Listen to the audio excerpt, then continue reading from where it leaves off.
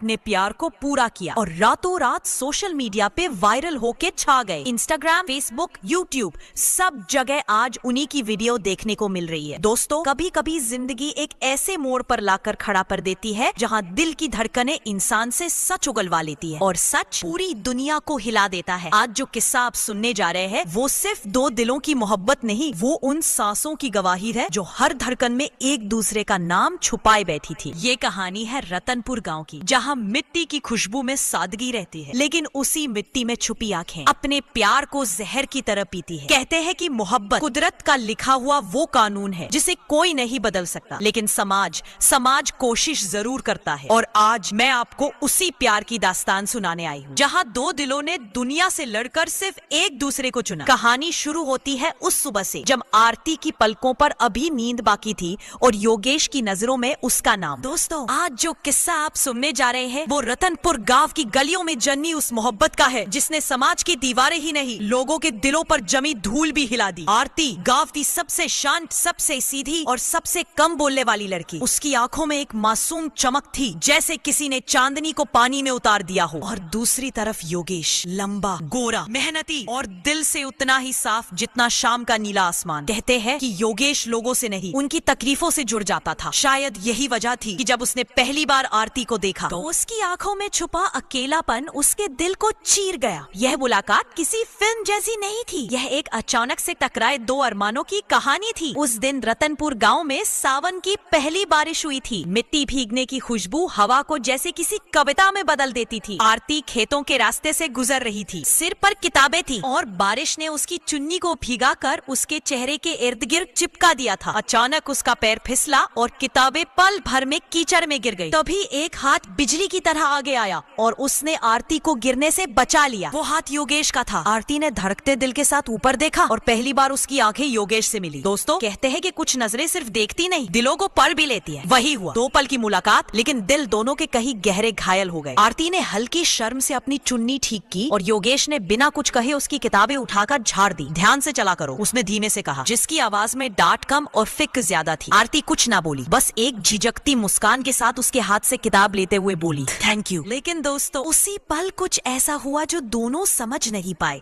जब उनकी उंगलियां एक दूसरे को छुई तो जैसे बारिश की ठंडी बूंदों ने दिलों में आग जला दी। वो दिन गुजरा, लेकिन आरती की रात नहीं। हर बार जब वह पलकें बंद करती, योगेश की आंखें उसे दिखाई देती और उधर योगेश खेत में हल चलाता हुआ भी उसी बारिश में भीगी लड़की को याद करते हुए अचानक मुस्कुरा देता। प्यार ने जन्म ले लिया था, लेकिन यह सिर्फ शुरुआत थी। अब शुरू हुआ वो दौर जहाँ दोनों एक दूसरे को देखने की वजह ढूंढते। कभी आरती बकरी को चारा डालने के बहाने खेतों वाली तरफ जाती और योगेश जानबूझकर उसी वक्त वहाँ से गुजरता। उनके बीच अभी तक कोई शब्द नहीं था, बस आंखें बोलती थी, आंखें सवाल पूछती थी, आंखें जवाब देती थी और दिल चुपके चुपके इकरार कर चुका था। एक शाम आरती कुएं पर पानी भरने गई। गांव की औरतें बातें कर रही थी, लेकिन उसकी नजर बीच बीच में कहीं और ही थी। तभी दूर खेत के किनारे योगेश दिखा। उसकी तरफ चलते चलते आरती का दिल ऐसे धड़क रहा था जैसे कोई उसका नाम पुकार रहा हो। योगेश ने कुएं के पास खड़े होकर धीरे से कहा, इतना पानी भरना तुम्हें थका देता होगा। आरती हौले से मुस्कुराई। कुछ काम खुद करने में मजा आता है, खासकर तब जब कोई चिंता करने वाला मिल जाए। ये पहली बार था जब आरती ने इतना खुलकर बात की। योगेश के चेहरे पर भी मुस्कान उभर आई। लेकिन दोस्तों, किसी ने कहा है ना, मोहब्बत की खुशबू कभी छुपती नहीं। ये खुशबू अब गाँव की हवाओं में घुलने लगी थी और हवाएं कभी राज नहीं रखती। लोगों की नजरें उठने लगी, फुसफुसाहटें शुरू हुई। लगता है दोनों में कुछ चल रहा है, लड़की तो हाथ से निकल जाएगी,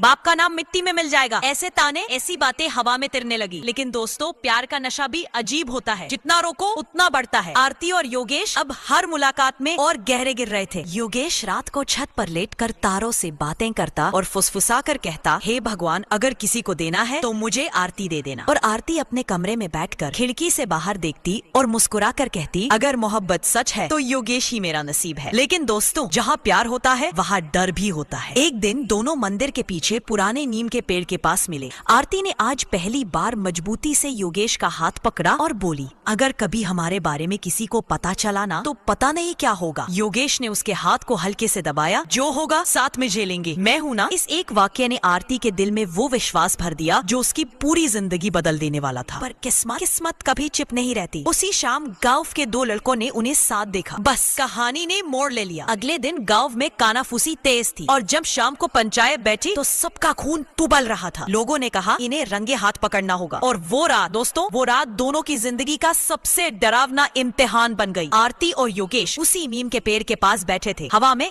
हल्की ठंड थी लेकिन उनके दिलों में गर्मी थी। आरती ने आज पहली बार अपना सिर योगेश के कंधे पर रखा और फुसफुसाई, मुझे तुमसे डर नहीं लगता, दुनिया से लगता है। योगेश ने उसकी उंगलियां पकड़ते हुए कहा, तुम्हारा हाथ मेरे हाथ में है, बस यही काफी है। तभी अचानक मशालों की रोशनी उभरी। लोगों का झुंड चिल्लाते हुए, गालियां देते हुए दौड़ता हुआ उनकी तरफ बढ़ा। आरती डर के मारे कांपने लगी। योगेश उसे पीछे कर खड़ा हो गया लेकिन भीड़ बलवान थी। किसी ने आरती का दुपट्टा छीनने की कोशिश की, किसी ने योगेश को धक्का दिया। वो मारते पीटते हुए दोनों को गांव के बीच चौपाल पर ले आए और दोस्तों वहीं सबके सामने दोनों को खड़ा किया गया। आरती के पिता का चेहरा शर्म से लाल था। योगेश के पिता की आंखें नम थीं। लोग चिल्ला रहे थे, इन्हें गांव से निकाल दो, इनकी वजह से हमारा नाम खराब हो गया। ये दोनों भाग जाते तो ठीक था, पकड़े क्यों गए? ये शब्द पत्थरों से ज्यादा चुभ रहे थे। आरती रो रही थी। योगेश खून से लथपथ था लेकिन उसकी नजर सिर्फ आरती पर थी, जैसे कह रहा हो डरो मत, मैं हूँ। पंचायत ने पूछा, बता आरती, क्या तू योगेश से प्यार करती है? उस पल पूरे गांव का सन्नाटा उसकी सांसों पर टिका था। आरती ने कांपती आवाज में कहा, हाँ मैं उससे प्यार करती हूँ और आखिरी सांस तक सिर्फ उसी से करूंगी। यही सुनते ही गांव में हंगामा मच गया। किसी ने कहा बदनामी, किसी ने कहा पाप, लेकिन किसी ने ये नहीं देखा कि दोनों की आंखों में कितनी सच्चाई थी। आखिरकार बहुत बहस के बाद पंचायत ने फैसला सुनाया, अगर ये दोनों इतने ही सच्चे हैं तो शादी होगी, आज और अभी। दोस्तों वो शादी किसी सपने जैसी नहीं थी, ना रोशनी, ना मिठाई, ना ढोल, बस चंद लोग, कुछ गवाह और दो दिल जो टूटी सांसों के बीच अपने रिश्ते को बचा रहे थे। आरती लाल साड़ी में रोते रोते भी